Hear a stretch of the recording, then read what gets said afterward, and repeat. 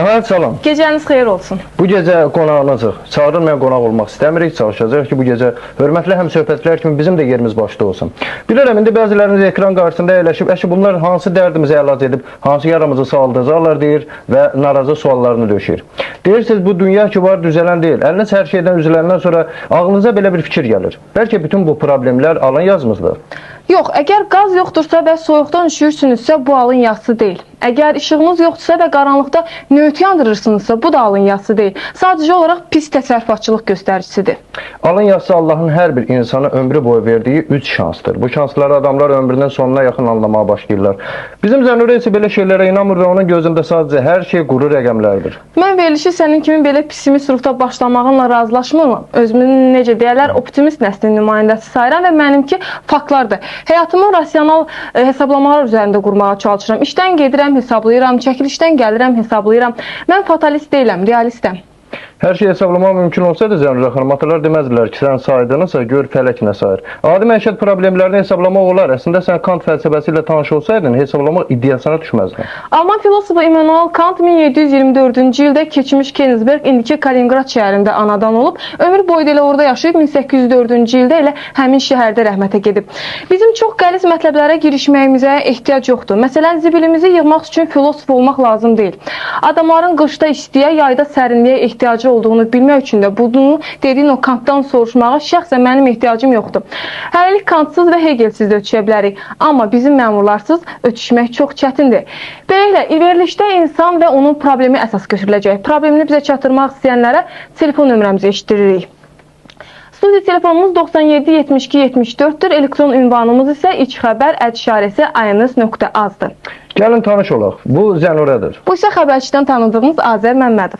İç xəbəri kimlər hazırlayacaq? Yer gəlmişkən İç xəbərin hər gün öz məhəllənizdə rastlaşa biləcəyiniz əməkdaşlarını üzdən tanıyın ki, sizi başqaları aldatmasın. Əvvəllər belə şeylər çox olub. Kimlərin isə bizim adımızdan istifadə etməsindən çox narahatıq. Özümüzdə isə arxayınıq. Siz də bizi arxalanın. Əslində diqqətli tamaşaçı onları başqa verilişlərdən artıq tanıyır. Amma personallarla əlaqədə tanış olmağın ləzzəti ayrıdır. Bura bizim geniş hesab etdiyimiz otaqdır. Rəhbərimiz Fidan Quliyevadır.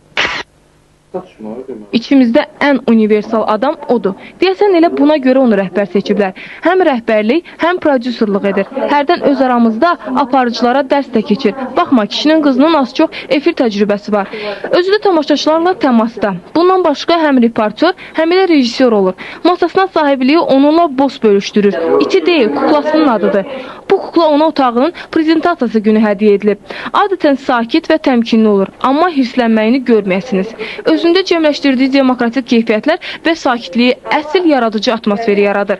Deyəsən rəhbərliyi kifayət qədər tərifləyə bildim. Sabahdan zam olsam, təəccüblənməyin.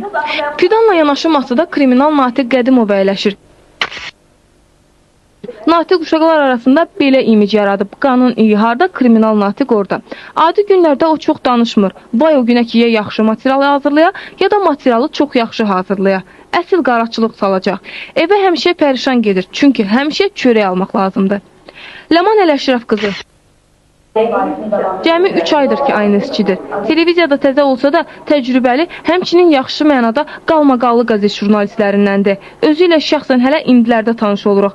Açığını desək, hələ onu tanımırıq. Ciddi olduğunu inatkarlıqla inkar etsə də, gülən vaxtını çox az görmüşük. Əsəbiliyi və gileyi ən çox montaj zamanı üzə çıxır. Hüseyn Azəri.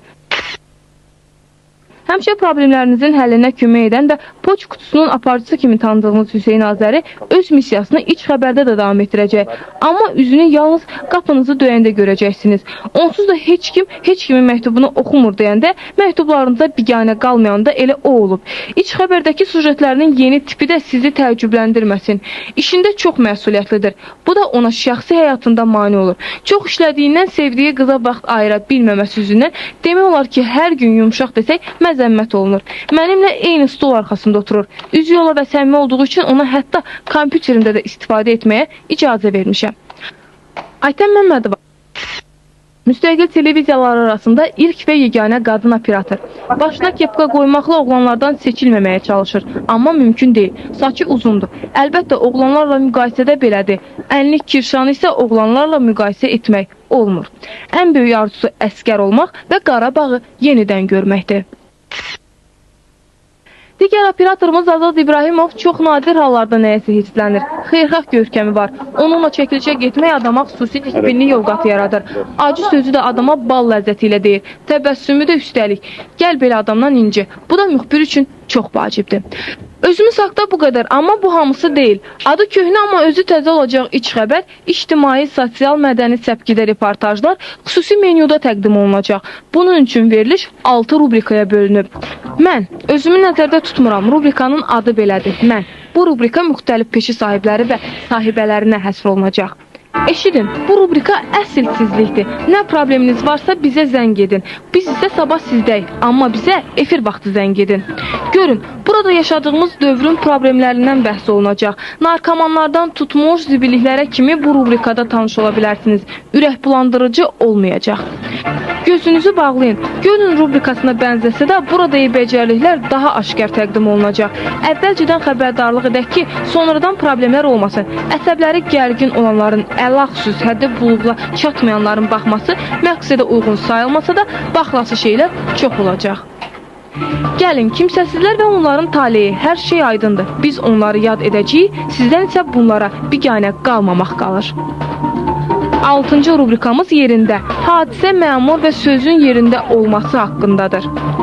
Belə bütün bunlar cəmi 27 dəqiqə ərzində. Bir sözlə özünüzü görəcəksiniz. Utanmayın, sadəcə olaraq komandamızı gözləyin. Xatladım ki, iç xəbər həftədə 4 dəfə gecə 1-in yarısında efirdə olacaq. Beləliklə, bugün iç xəbərdə nələri görəcəksiniz? Meymun ilində Bakı sakinləri nəyə aldandı? Yeni ilin ilk 5 günündə hansı cinayətlər baş verdi? Bu dəfə ağacı əkənləri yox, sındıranları görəcəksiniz. Amma siz 12 ildən sonra 2003-cü ilin Hollywood üçün nəyə görə uğursuz olduğunu bilməyəcəksiniz. Gözünüzü isə bağlayıb görəcəksiniz ki, Bakı maviləri bizə nəyə etiraf etdi? Azərbaycan yeni ili qarşıladı. Amma elə yeni ilin ilk saatlarında yeni yalanların bir növrəsi qoyuldu. Məhz elə ona görə də günün mövzusunu elan edirəm. Sualımız belədir. Yeni ildə sizi aldadıblarmı?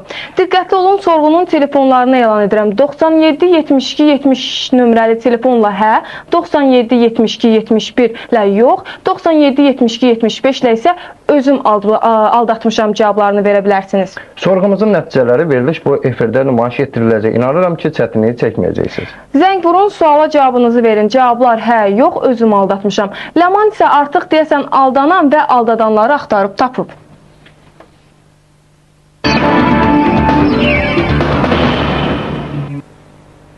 Uşaqlar yeni ilin gəlişini daha çox hədiyyələrə görə istəyirlər. Çünki Şaxta babanın xurcunundan çıxan hədiyyə daha şirin olur. Amma getdikcə deyəsən ənənələr dəyişir. Bilmirəm, Şaxta babalar xurcunsuz gəzdiyi üçünmü, ya nəyə görəsə hədiyyələrdə dad-duz qalmayıb. Yox, əslində hədiyyələri dadsız edən başqa məsələdir.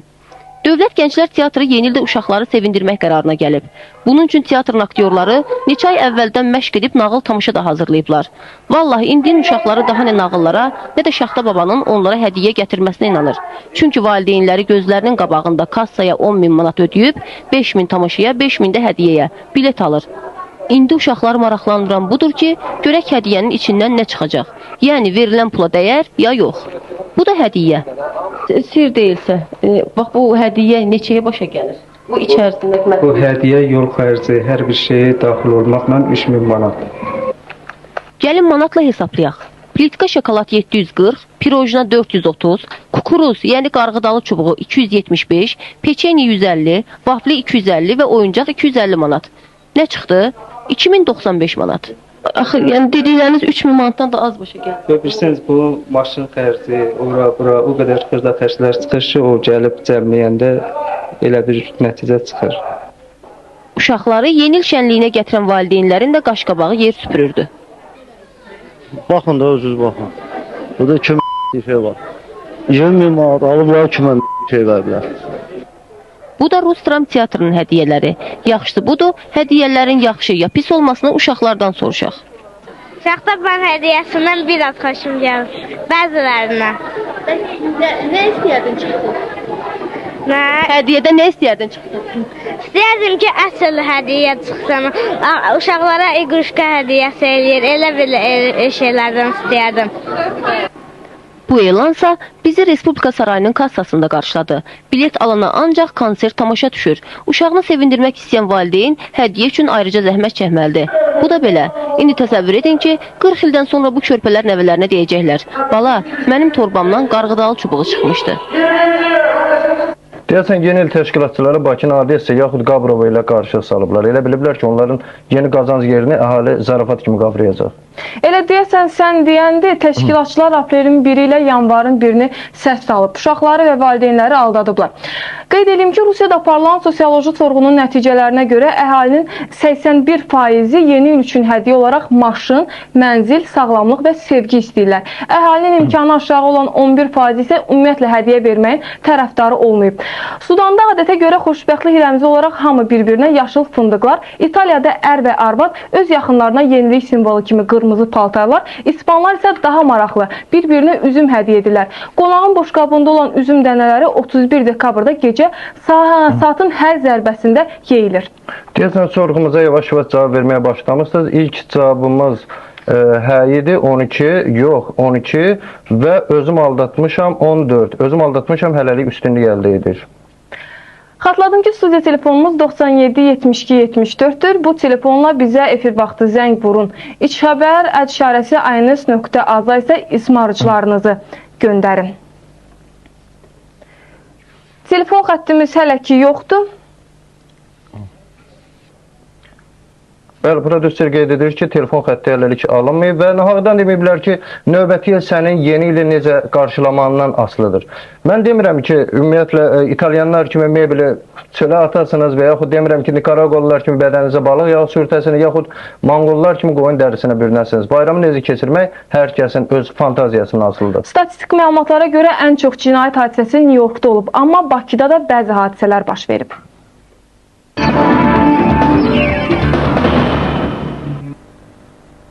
Yola saldığımız 2003-cü ildən artıq 5 gün keçib. Bu günlərdə paytaxtda baş vermiş cinayət hadisələrindən danışmazdan əvvəl ötən ilə nəzər salın. 2002-ci illə müqayisədə yola saldığımız keçi ilində törədilən ağır cinayət hadisələrinin sayı nisbətən azalıb. Amma bəzi cinayətlərdə yenə də artım var. Orta hesablamaya görə həftəyə 2,5 xulqanlıq faktı düşür ki, bu da ötən ilə nisbətən 82 fakt çoxdur. Xulqanlıq faktı ilə məsuliyyətə cəlb olunanların 22,3%-ni 13-16 yaş həddində olanlar törədib. Ölümə cəhət, həmçinin sui-qəsd nəticələnən cinayətlərdə 7 fakt çoxalıb. Məsuliyyətə cəlb olunanların əksəriyyəti əvvəllər məhkum olunanlardır. Onların arasında amnistiya ilə azadlığa buraxılanlar da var.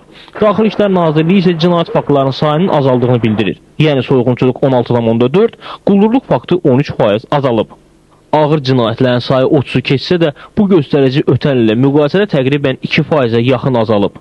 Yüksələn xətt üzrə artım avtomobil vasitələrinin qaçırılmasında müşahidə olunub.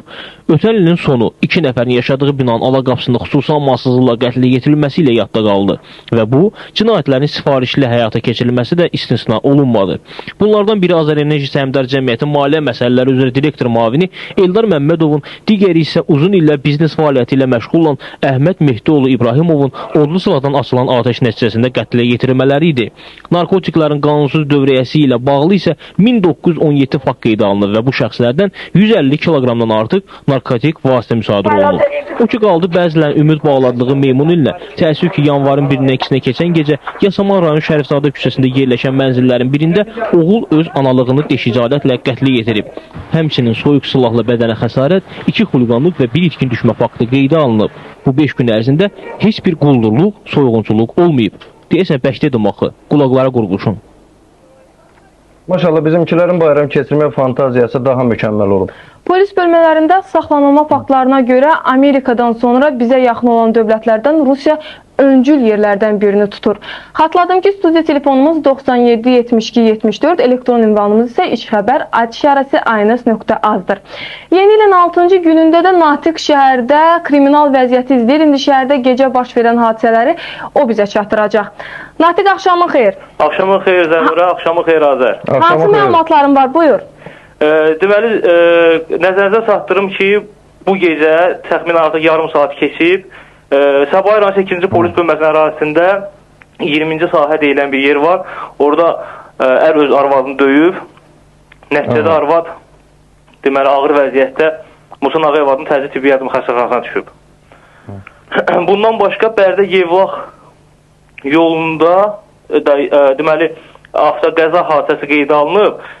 Vətəndaş Əfqan Cəbrayılov ağır vəziyyətdə reanimasiya şöbəsinə düşüb, onun vəziyyəti ağırdır. Sonra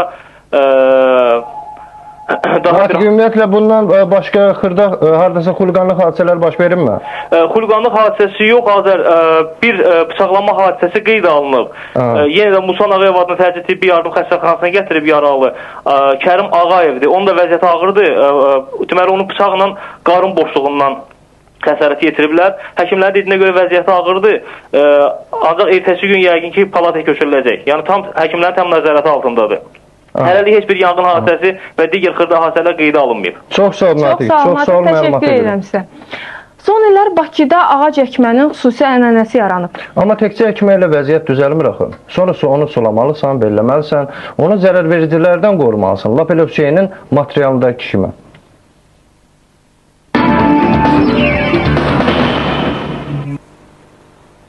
Deməli, müharibə olur, çatsın balası gedir. Ölümə işte çatsın balası gedir. Torpaq alır, çatsın torpaq alır. Ne oldu bu da? Onda da biz de bir de böyle ekskavator getir, gazın, hamımız oraya doldurun, baksın bundan da. Bəli, müharibə torpaq üstündədir. Qarabağdan danışmırıq. Nəsimi rayonunun Novruzovlar qardaşları küçəsində yaşayan bir qrup sakinin torpağı əlindən alınır. Sakinlər andaman edir ki, evlərinin arxası əvvəllər zibillik olub. Sonradan oranı abadlaşdırıb ağac əkib özlərini bağ salıblar. 15 ildən sonra Bakı şəhər icra hakimiyyətinin nümayəndələri peyda olub ki, ərazi mənimdir, xoş gəldiniz. Sakinlər əllərində qanuni sənəd ola illərlə əkib becərdikləri bağlarının dağıdılması və ağacların kəsilməsini özbaşınalıq kimi qiymətləndirir. Bu evimiz çerçozu, bu da ki bu bağın çerçozu. Bax bu bağın neçə metrə, santimetrlə hasar almışıq. Bu devlət verən zadı. Qeyd edək ki, şikayətçilərin mənzilləri Nəsimi rayonunun ərazisində olsa da, bağları Nərimanov rayonunun ərazisinə düşür. Nərimanov rayon icra hakimiyyətinin təsərrüfat şöbəsinin müdiri Nüsrət Əhmədov deyir ki, əhali bağları yaşıllaşdırma idarəsinin ərazisində salıb, özü də qeyri-qanuni. Bakı şəhər icra hakimiyyətinin göstərişi ilə indi yaşıllaşdırma idarəsi çəpərini əvvəlki yerində bərpa edəcək. Həmin ərazidə ağac artırılacaq ki, bundan da şəhərin yaşıllaşdırılmasında istifadə olunacaq. Burada siz görürsünüz ki, hələ heç bir ağac qırılmır. Əlavə zəbt olunmuş çəpərlər sökülür. Cəmaət andaman edir ki, bu vaxta kimi yaşıllaşdırma idarəsindən səsləmir çıxmayıb və dövlət orqanı ora abadlaşdırılandan sonra həvəsə düşüb. Yaşıllaşma da yaşıllaşdırmışıq da. Təmizlik işi aparmışıq da. Biz burada cinayət də eləmişik bəyə. Bakı şəhər icra hakimiyyətinin tikinti şöbəsinin rəisi Faiq Əliyevin sözlərinə görə vaxtilə Heydər Əliyevin fərmanı ilə ərazidə tikilmiş yaşayış sahələri sakinlərin adına sənədləşdirilib. O bildirdi ki, günah texniki inventarlaşdırma və mülkiyyət hüquqlarının qeydiyyatı idarəsindədir. Çünki tikililərdən əlavə zəbt olunan torpaq sahələri də texniki pasporta qeydiyyata salınıb. Bu test pasporta salınmaq üçün buna torpaq haqqında ya sərəncam olmalıdır və yaxud da onun müvafiq qaydada şəhadət etməsi olmalıdır. Bunların heç birini təqdim edilmədən bu sahə salınıbdır test pasportu. Faiq Əliyev deyir ki, həmin sənədlər yığılaraq ləğv olunacaq. İnventarlaşdırma və mülkiyyət hüquqlarının qeydiyyatı idarəsinin rəhbərliyi isə buna görə məsuliyyət daşıyır, statın sonu. Qeyd edək ki, sənədi verən idarə də Bakı şəhər icra hakimiyyətinin tabirliyindədir. Torpaqları sakinlərin əlindən alanda. Deməli belə çıxır ki, əziyyət çəkən yenə qara cəmaatdır. Və belə ki, ağaclarımızı qorumaq çətin olacaq. Amma ki, Azər, materialdan gəlinən qənaətə görə burada problem tək ağacların kəsilməsi deyil, verilmiş sənədlərin qanunsuz olmasıdır. Hər halda Bakı şəhər icra hakimiyyətinin nümayəndəsi belə dedi. Sorğun nəticələrinə yenidən baxaq. Yeni ildə sizi aldadıblarmı? Hə, 27, yox, 26, özüm aldatmışam, 37, 37 özüm aldatmışam, yenə də irəlidə gedir, hələ ki. Studiya telefonumuzu xatırladıram. 97 72 74, elektron ünvanımız isə içxəbər@aynes.az-dır. Veriliş boyu bizə ismarıcılarınızı göndərə bilərsiniz. Telefon xəttində isə artıq tamaşaçımız var. Əskər bəy, buyurun, eşidirik sizi. Axşamınız xeyir. Axşamınız xeyir. Axşamınız xeyir olsun Azər müəllim. Axşamınız xeyir. Bizim problemimiz ondadır ki, Azadlıq prospekti şəhərin sentr qazla əlaqədar olaraq Prezident İlham Əliyev cənablarına məktub yazmışıq. Qaz İstismar İdarəsindən də nümayəndə gəlib ki, bizə cavab verirlər ki, biz öz evimizdə qaz balonu istifadə edirik. Şəhərin sentrində məsələn qaz yoxdur. Halbuki deyirlər turbalar xarabdır, qaz gəlmir. Nə qədərdir sizin qazınız yoxdur? İşte qış şirəni havalar 5 ildə 10 illik qaz yoxdur bu azadlıq 41. Ümumiyyətlə gün boyu olmur, yoxsa hansısa müddətdə kəsilirlər? Yayda olur, qışda olmur. Bəs nətər olmur ki? Gün ərzində kəsilib. Vapşi elə gün olur, heç vapşi qaz olmur. Problemdir. Əskər mənim üzr istəyirəm. Bir balaca burada gəlin istiqamət verir. Axı Bakının mərkəzində qaz necə deyim, 5 ay ərzində necə olmaya bilər? Yoxdur Azər müəllim. Bax, olur, məsələn, nümayəndə gəlmişdi. Mənə cavab verir ki, mən öz evimdə qaz balonu istifadə edirəm. Mənə deyir, turbalar xarabdır. Nətər olur, yayda qaz gəlir, yaxşı olur.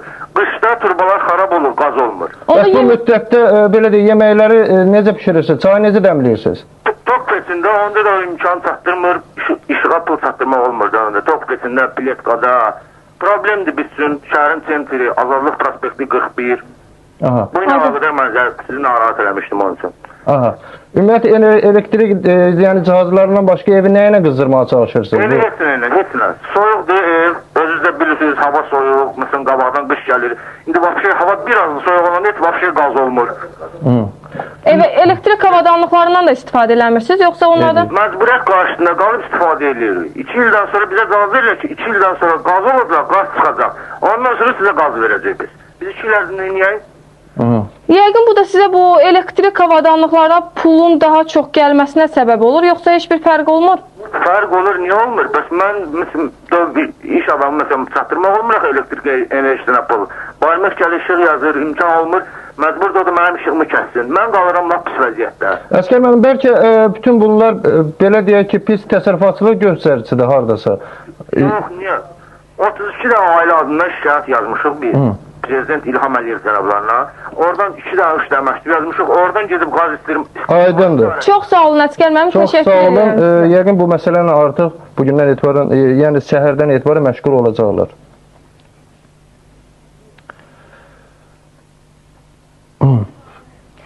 İndi isə ümumiyyətlə verilişimizdə gözünüzü bağlayın adlı rubrik olacaq.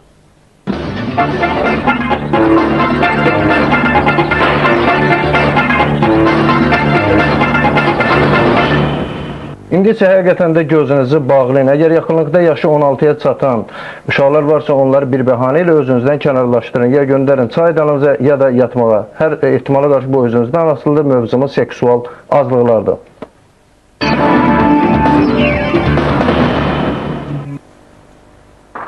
Tiflis prospekti, Avropa dili və onun qarşısı.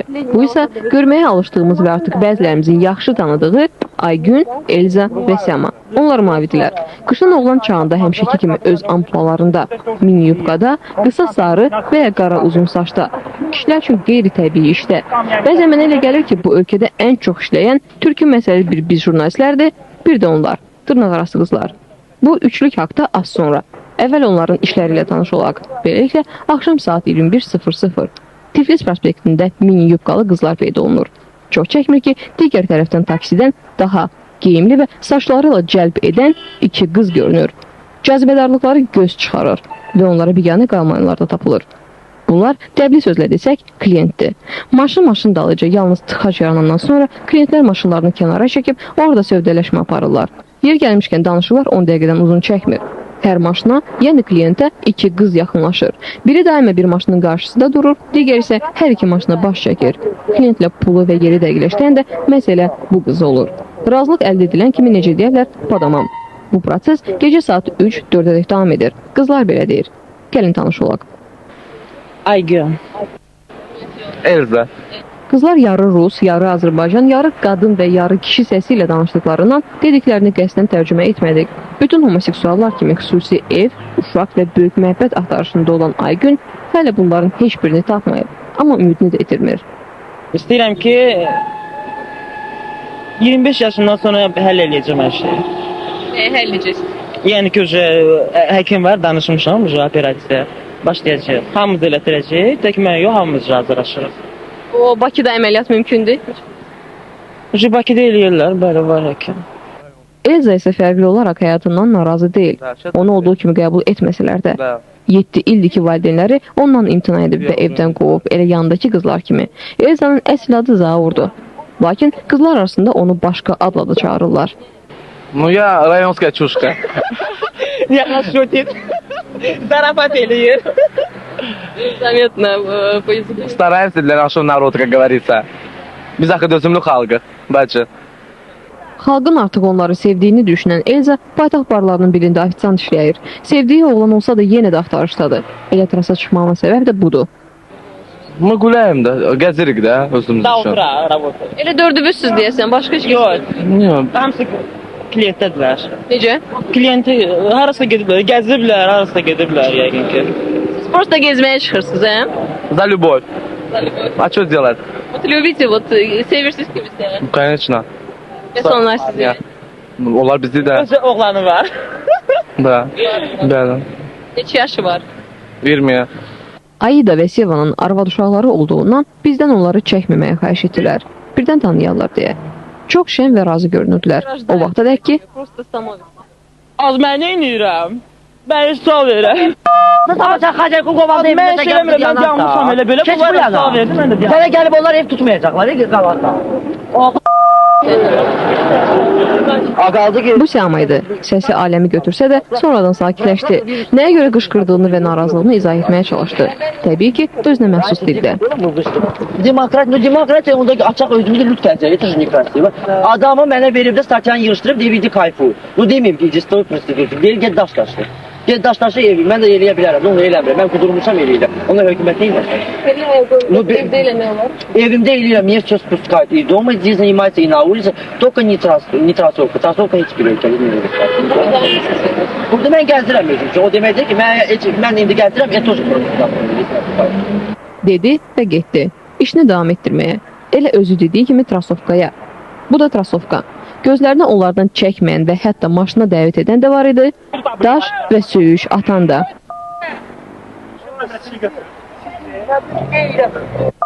Bu isə Hollywood gülüşləri ilə müşahidə olunur. Dərd burasında deyil. Mini yubqalar, klientlər, tıxaclar, trasovka üstə davalar, klientlərin alqış və söyüşləri. Bütün bunlar sizin gözünüzün qarşısında baş verir. Elə sizin də cənab polislər.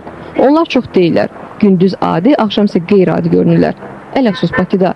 Bu xəstəlikdir və ona görə də müalicəsi yoxdur. Bu sadəcə olaraq vərdişdir. Amma yoxucu.